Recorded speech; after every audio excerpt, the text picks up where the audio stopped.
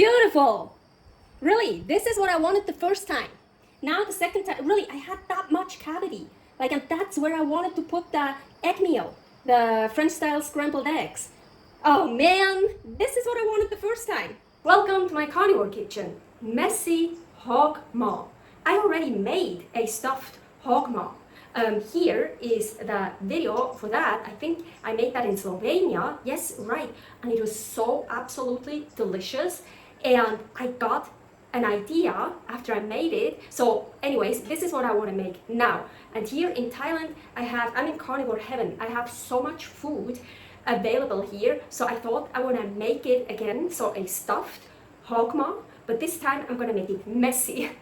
And what the messy part is, I'm going to show you at the end. Okay, here is some of my filling. You can really just fill it with whatever you want. So I'm kind of trying to see how much space I have here, how much filling I should prepare. And this will expand when it gets hot. So you can really stuff it as full as possible, because then you will still get a gap. So because it will expand. So anyways, what do I have here? So it's also good to use up stuff. So here, this is so cool. These are chicken feet. I call them alien hands. And these are boneless chicken feet. I've never seen that before. Thought that's so cool. So I bought some. So I want to put some of that in there. Here I have a beautiful pork spleen. Never had that before. I'm going to put some of that in. Here, I don't know what this is. In the store, it said it's the diaphragm, but then when I bought it, the label said some kind of distal intestine. I don't know, it's something pork. And here, oh, maybe I'm gonna get some more. Oh no, here are more. Here, chicken gizzards. And here, this is super cool. They have a bin full of pork organs, and it's just all kind of organs mixed. And I have here, this is lung. And then, ooh, this is probably from the pipe, the trachea, or however you call it. You see, so it's attached to the lung. Why do I know that? Because I made a lamb lung once. It's so good. It's so delicious. Here is a recipe for that lung, by the way. And here are some pieces of intestines. I see that, like here, I think. And here, this is a piece of kidney. The lung, oh here, nice kidney piece. Oh, I love these. I actually like these. They get like nice and crunchy. What else do we have? I tried to not get any liver. I think there is like a little piece of liver in here. I'm really not a liver fan. And here is just some pork neck meat. I actually wanted pork shoulder, something more tough, but they didn't have any, so Paul bought pork neck, what is actually more delicious. But the hog maw is really great for stuffing stuff in it that takes a long time to cook, because we're gonna put that in the oven for a long time. So stuff that needs to break down and stuff like gizzards and these things and stuff like that needs long cooking is like perfect to put in there. So you definitely don't want to put something in there that gets worse the longer you cook it. Definitely don't do that. I'm just gonna chop these into pieces. You could chop it like super fine, or I kind of don't want it too fine, like just some pieces. Spleen looks so beautiful, so healthy. I think these are so cool. No bones. I figured it out. Those are definitely intestines, because there's like stuff in here that I really need to wash out. Here, do you see all this? Yeah, look at that. I need to wash this out for sure. So I'm gonna wash this very thoroughly now. I'm probably even gonna cut it open so I can totally wash it well. And the pieces here I cut, and the other stuff, the other meat I kinda mixed with these pieces that I cut and that are dirty. So the other meat, I already washed all that. So everything that got in contact with this, I already washed, because I was like, what shit. So yeah, these are definitely intestines, so wash them first. It's like this inside, you really want to wash that. So my filling here is ready. And I also added some beef trimmings to it, because I just had some and I thought, maybe it's not enough, the stuffing, I need some more meat. So again, just put in whatever you want. I'm gonna salt this. And here I have egg semolina, how I call it. Here is the recipe for that. I also want to add some of that. Let's see. So let's mix all this. Now I want to stuff this. It's cool. This time, the one I got in Slovenia was much more cut open. So this one is less cut open, what makes it a bit harder to fill, of course, but it's better for closing it up. And as mentioned, really stuff it in there, like really push it down, push it everywhere, because it will expand. Oh yeah, I forgot to mention, of course, before I washed this inside out. So I washed it all, also washed all this before I chopped it up. So I just turned on the oven to 350 Fahrenheit, about 180 Celsius to preheat. So I probably won't be able to preheat totally, but it doesn't matter because I should have done it earlier. Here, so look, I really filled it up. I think I opened up this opening a little bit more, I think, while pushing stuff in. Look, it went all the way down here. And I closed it off with toothpicks. It really looked like I could have just left it the way it is without closing it off with toothpicks. But I did that last time, so I want to do it this time again as well. Because of the ending, I'm just scared otherwise it won't turn out the way I want it to. But anyways, so yeah, I had too much filling, of course. I'm not gonna waste that. I'm gonna make something else out of that, of course. So now I should put it in something that I can put in the oven and that I can have a lid for it. And these are the only things I have. Good would be like a good pan, you know. Actually, the bigger the better. It should be a really big pan because it's expanding with a lid. That would be perfect. But I don't have here a pan that I can put into the oven. I'm looking right now. No, I don't. So this is definitely too small. I have to work with this. I'm gonna place this in here. This doesn't even fit. So I'm gonna add some water. So I don't have a lid. I'm just going to cover it with aluminum foil.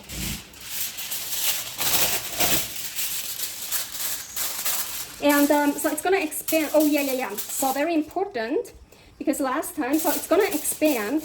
And if you don't have a really big pot where the lid is really high up, so if the lid is just here, or if you use aluminum foil like I do, grease it up, because otherwise it gets stuck on this, and we don't want that. I don't like this one. This is pointing up. It's probably going to damage this. Anyways, so I need to grease this up.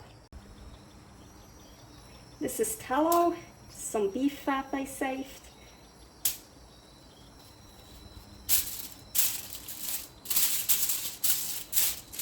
So I also put it on here. Okay, now what I'm actually going to try to do is, kinda, you see, I'm trying to leave lots of room here. Only have this little oven here. Let's see, it should work. It functions like a regular oven, so I don't know why it shouldn't work. Okay, so about 180, upper and lower heat. And for 2.5 hours it stays in here, but every 20 minutes I'm gonna take it out. By the way, since March 30th, 2024, I am living a nomad life, and currently I am in Mae Rim, Thailand. So if you're interested, here is my other channel, all about my nomad life, Elaine's Adventures. So here is the rest of the filling, the stuffing. I just cooked it for over an hour. I don't know how long, but I just kept cooking it and cooking it. Another advice, don't put in something that you haven't had before. I've never had spleen before. So it's like, oh fun, let's put in some spleen, let's put in that. I should have tried spleen before because I don't like spleen. So now, of course, I have spleen pieces in there. Use stuff you already had before, you already know, before you mix stuff together. I actually always do that when I have something new. I always try it by itself, sometimes not even salt on it, just a little bit by itself, when possible raw, the spleen not raw, so cooked, and then I try it, and I put salt on it, I try it again, and then I mix it into other stuff. But yeah, I didn't do that with those intestines and with the spleen, and honestly all those organs, the lung, the kidney.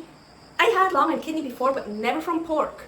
So yeah, I was a little bit gambling here. So I put a lot of stuff in it I never had before. But yeah, I'm super glad. So this is totally, yeah, it's totally edible. Okay, now it's been in the oven for 2 hours. So I still have half an hour more to go. And what I've been doing every 20 minutes, so I've been doing that every 20 minutes. I just didn't show you because I don't have to show you every time I do it. It's boring. So here, and you see, it's starting to expand. I'm basting it. So, and I make sure there is enough water in here. Now I put in a lot more water than the first time I made it in Slovenia. Because there I run out of water. So if you would see, oh, there's not much water in it anymore, add more. You always want water in here. And so every 20 minutes I've been doing this. So, and then pack it back up. So, and put it back in there. And as you can see, maybe I have this on actually very, very loosely. You see, I didn't push it all on. It's not like, it doesn't need to be like airtight or something. Okay, so now 2.5 hours are over, and every 20 minutes I basted it. So now I'm just gonna take this off. So, maybe you can baste it one more time. So, and now I'm gonna leave it in here uncovered, but I'm not basting it anymore, for 30 minutes. Okay, so it's been 3 hours and I don't like what I see.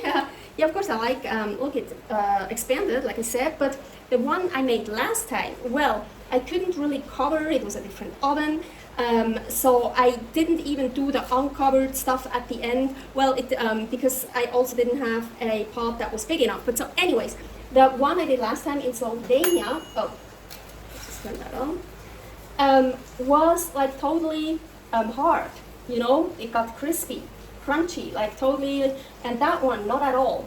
And I really wanted that again. So what I'm gonna try now, I'm gonna turn it all the way up the heat, and I'm actually gonna put it just on upper heat.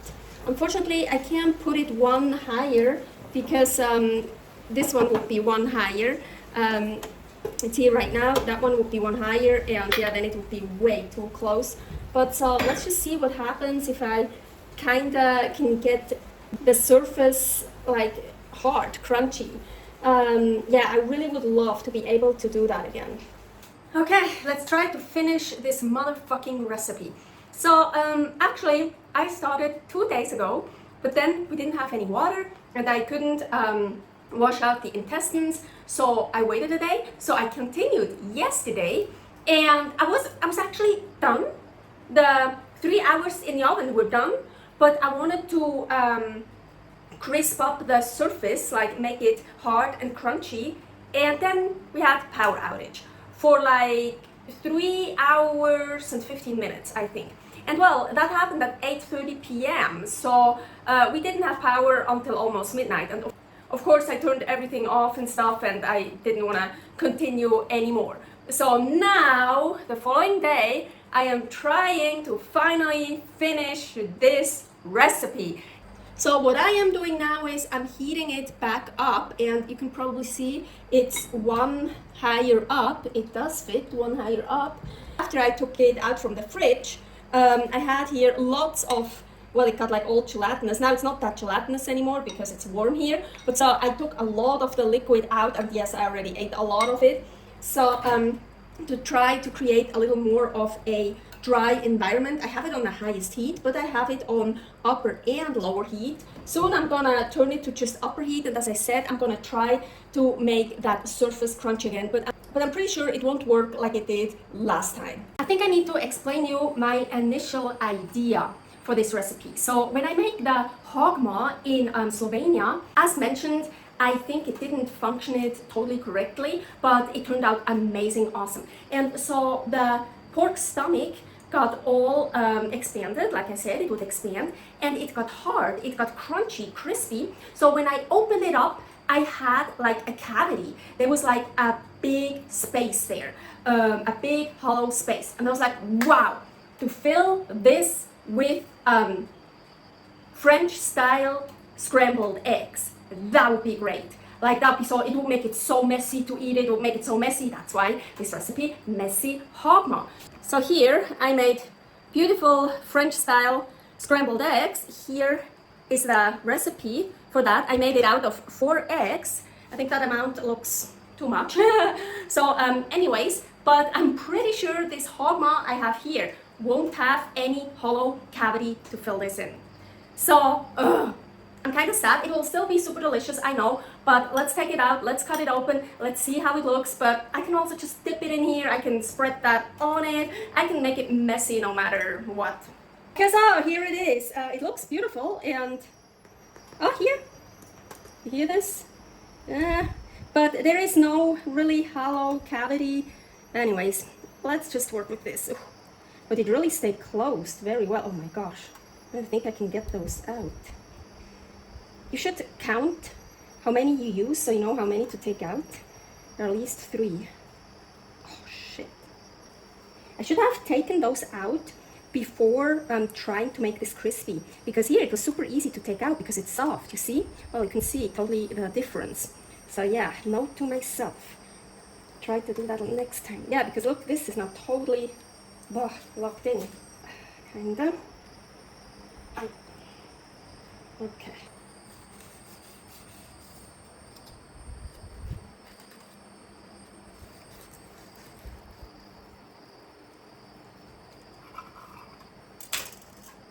Beautiful! Really, this is what I wanted the first time. Now the second time, really, I had that much cavity. Like, and that's where I wanted to put the egg meal, the French style scrambled eggs. Oh man, this is what I wanted the first time. Oh, beautiful, huh? Beautiful. Okay, here we go. Not really what I wanted. I wanted this last time, and what I did last time, I wanted this time, because that's how I got the idea for the French style scrambled egg to put in the cavity. Now I don't even need it, but of course I will make use of it. Also here, the rest of the juices from the pan, either I'm probably also gonna dunk it in here for a little bit, or I could put it in a pan and reduce it, but I don't want to do that. I probably just stick it in the fridge and then it gets jello again. I like it when it gets gelatinous. But yeah, now let's try this. It looks beautifully. Exactly what I wanted last time. Oh my gosh. Okay, I quit them. Where to bite?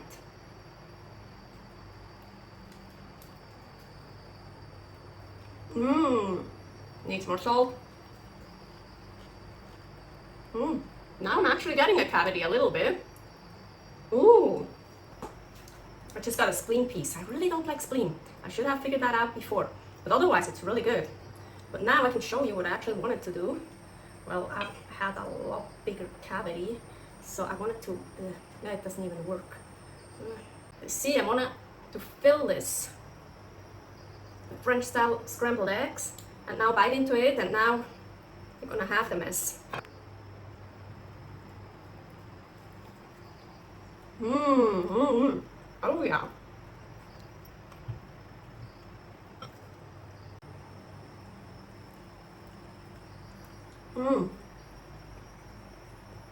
With the egg, even better. So good. Also just, oh yeah. Messy hog maw, as I said, don't watch if you don't like seeing this.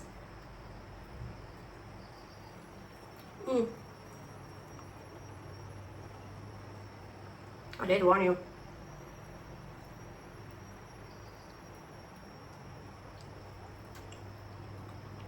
Fill in whatever you want. So, and if you get a cavity, you can fill it with scrambled eggs. If you don't get a cavity, don't fill it, or just dip it, or just eat it like that. Oh yeah, this one is actually nice now. You see, I could cut really nice slices. I mean, that would be nice also for an invitation. Each one gets a nice slice. But I like eating it like this. So here, now it's jello, and when it's cold, I can cut a really nice piece. Now I can, look at this. Nice. I cleaned myself up. Creative Carnivore Kitchen here for many more recipes. like the Hog Maw. After many problems, I finally managed it to get it done, and not the way I wanted it, but still super cool, super beautiful, super delicious. And if you're interested, here, Aline's Adventures, all about my nomad life. Soon we'll be going to Malaysia. Stay happy, stay healthy. Servus!